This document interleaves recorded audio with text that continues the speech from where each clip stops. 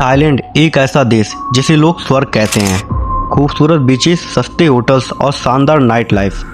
लेकिन इसी चमक दमक के पीछे एक ऐसा अंधेरा है जिसे देखकर किसी की भी रूह कांप जाए। लोग इसे फन सिटी कहते हैं, लेकिन इस फन के पीछे छुपा है मजबूरी, लालच और जिस्म का एक बेहद भयानक कारोबार। एक ऐसा सच जहां हर साल हजारों लड़कियों की गरीबी और लाचारी का नंगा फायदा उठाया जाता है, जहां नाबालिग लड़कियों की डिमांड हमेशा बनी रहती है और इसी डिमांड को पूरा करने के लिए गरीब परिवारों की बच्चियों को इस दलदल में धकेल दिया जाता है। आखिर थाईलैंड का नाम इस हद तक सेक्स टूरिज्म के साथ क्यों जोड़ा गया? कैसे यहाँ की गरीबी को एक इंटरनेशनल बिजनेस मॉडल बना दिया गया?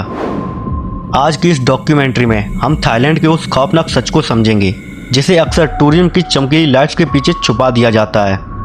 आज अगर आप थाईलैंड का नाम सुनते हैं तो दिमाग में अडल्ट एंटरटेनमेंट की इमेज आती है, लेकिन कुछ दशक पहले तक हालात अलग थे।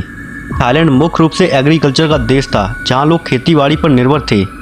देश में बेहद गरीबी थी। फिर 1960 से 1970 में वियतनाम वार के दौरान सब कुछ बदल गया। अमेरिकन सोल्जर्स को आराम और एंटरटेनमेंट के लिए थाईलैंड भेजा जाने लगा। बेस बनाई गई और उन सोल्जर्स की नीड को पूरा करने के लिए धीरे धीरे बार्स, क्लब्स और जिस्म फरोशी का धंधा शुरू हुआ। युद्ध खत्म हो गया, अमेरिकन सोल्जर्स चले गए, लेकिन जो जिस्म का बाजार खड़ा हो चुका था उसे पैसा कमाने का सबसे आसान जरिया बना दिया गया। 1980 के बाद थाईलैंड ने इसे एक इंडस्ट्री बना दिया। बैंकॉक, पटाया और फुकेट जैसे शहर एडल्ट टूरिज्म के लिए हब्स बन गए। लेकिन उस पूरे सिस्टम को चलाने के पीछे सबसे बड़ा सच था गरीबी और मजबूरी।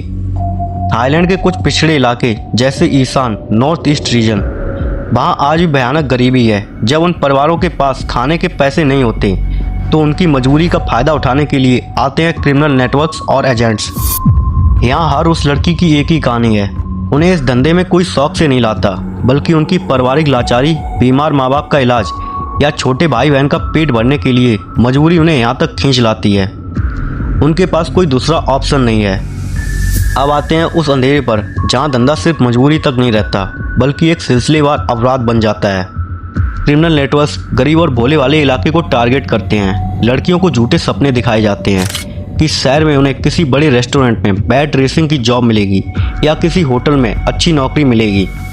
लेकिन जैसे ही वो लड़कियां शहर पहुंचती हैं, रियलिटी बिल्कुल बदल जाती है। उनके पासवर्ड और आइडेंटिटी डॉक्यूमेंट्स पहले ही छीन लिए जाते हैं।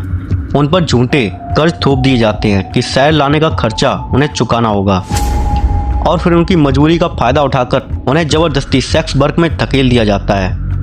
यह वॉलंटरी काम नहीं है, यह सीधा सीधा मॉडर्न डे स्लेवरी या गुलामी है, जहां उनकी जिस्म पर उनका कोई हक नहीं रहता। इस पूरे बाजार का सबसे घिनौना और भयानक चेहरा है नाबालिग लड़कियों की डिमांड। दुनिया भर से आने वाले कुछ बीमार मानसिकता के पेडोफाइल्स और टूरिस्ट की वजह से यहाँ अंडर एज लड़कियों की डिमांड हमेशा आई रहती है, और जहाँ डिमांड रहती है वहाँ सप्लाई करने के लिए ट्रैफिकर्स हर हद पार कर जाते हैं। गरीब परिवारों को टारगेट किया जाता है, उन्हें थोड़े से पैसे का लालच दिया जाता है, या फिर उनकी बच्चियों को अच्छी तालीम और नौकरी का झांसा देकर उठा लिया जाता है।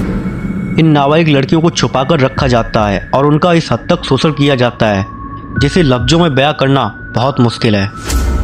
इंटरनेशनल प्रेशर के बाद थाई पुलिस ने रेट्स जरूर बढ़ाए हैं। कई गैंग्स को पकड़ा भी गया है, लेकिन ये अंडरग्राउंड नेटवर्क इतना गहरा है कि आज भी ये धंधा पूरी तरह खत्म नहीं हो पाया है। थाईलैंड का एक और चेहरा है कथोई, जिन्हें लोग लेडी वॉच कहते हैं। इंटरटेनमेंट इंडस्ट्री में चाहे वो कैबरेट शोज हो या एडल्ट नाइट लाइफ, लेकिन इसके पीछे भी एक सच्चाई है। थाई सोसाइटी में उन्हें विजुअलिटी तो मिली है, लेकिन उनके लिए रेगुलर कॉर्पोरेट जॉब्स या बाकी फील्ड में करियर बनाना आज भी बेहद मुश्किल है। इसी वजह से सर्वाइवल के लिए और पैसा कमाने के लिए भी उनका एक बड़ा हिस्सा भी इस एंटरटेनमेंट और एडल्ट इंडस्ट्री पर पूरी तरह निर्भर होने लगा, जिसे दुनिया बड़े शौक से एंटरटेनमेंट समझकर देखती है। उसके पीछे अस्तित्व की एक लंबी लड़ाई चल रही होती है। ये धंधा इतना बड़ा क्यों है? क्यों इसके पीछे अरबों डॉलर्स की इकोनॉमी है? बार्स, क्लब्स, होटल, ट्रांसपोर्ट और ब्रोकर, इस पूरे चैन में हर कोई पैसा कमा रहा है। जब तक इस इंडस्ट्री में पैसा बेहिसाब आता रहेगा, तब तक क्रिमिनल नेटवर्क्स गरीब लड़कियों की मजबूरी का फायदा उठाते रहेंगे।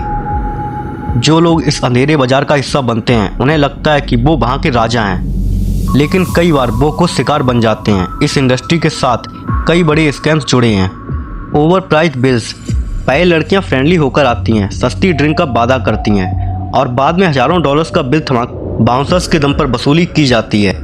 फ्रेंडशिप, पहले दोस्ती की जाती है, फिर फेक पुलिस रेड्स या फेक केसेस का डर दिखाकर टूरिस्ट से मोटी रकम ऐंठी जाती है। पिक पॉकेटिंग और ड्रग्स, भीड़ वाले बार्स में होश खोते ही टूरिस्ट का सब कुछ साफ कर दिया जाता है। मीडिया, मूवीज और पॉप कल्चर ने हमेशा थाईलैंड को एक ऐसी जगह दिखाया है जहां सब कुछ चलता है। इस चकाचौंध ने इस बात को नॉर्मलाइज कर दिया, जिसकी वजह से लोग वहां जाकर लड़कियों को इंसान नहीं बल्कि एक कमोडिटी समझने लगते हैं। लेकिन इस स्टीरियोटाइपिंग के चक्कर में लड़कियों के दर्द को हमेशा सेंसर कर दिया जाता है। इन सबके बीच ये भूलना नहीं चाहिए कि थाईलैंड सिर्फ यही नहीं है।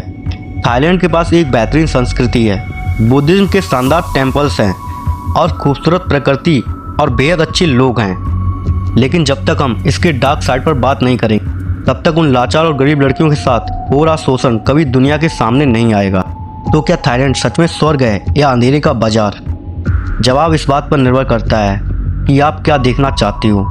एक तरफ जहां करोड़ों टूरिस्ट इसकी खूबसूरती देखने आते हैं, वहीं दूसरी तरफ एक ऐसा सच भी है जहां गरीबी, मजबूरी, ट्रैफिकिंग और नाबालिग बच्चियों का शोषण इस धंधे का फ्यूल बना हुआ है। ज़रूरत इस बात की है कि टूरिज्म का चमकदार पर्दे को हटाकर उस अंधेरे पर बात की जाए जहां हर रोज़ किसी न किसी की मजबूरी का सौदा होता है।